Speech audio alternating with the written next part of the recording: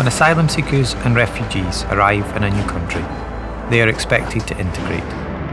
However, many of the systems that are meant to help them instead create environments which make it difficult to do so and obscure access to services and opportunities.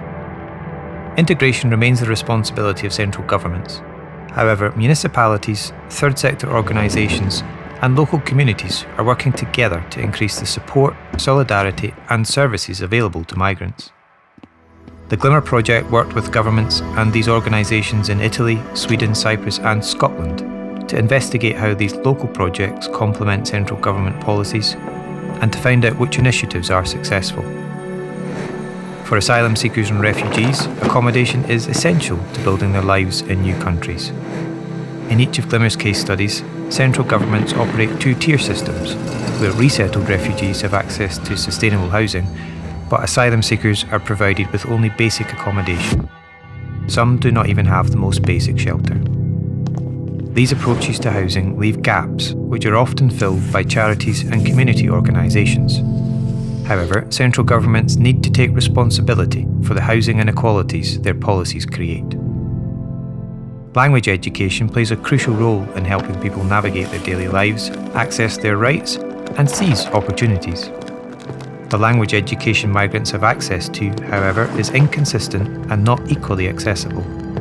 Services, educators and policymakers are often unfamiliar with the challenges faced by asylum seekers and refugees and must do more to remove these barriers.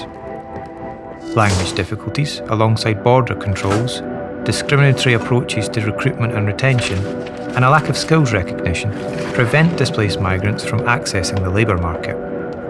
GLIMER's case studies show that whilst tailored local responses have the potential to remove barriers, leadership and action is needed from central governments. Existing integration policies sow the seeds of gender inequality when they fail to consider how they impact displaced women and gender minorities.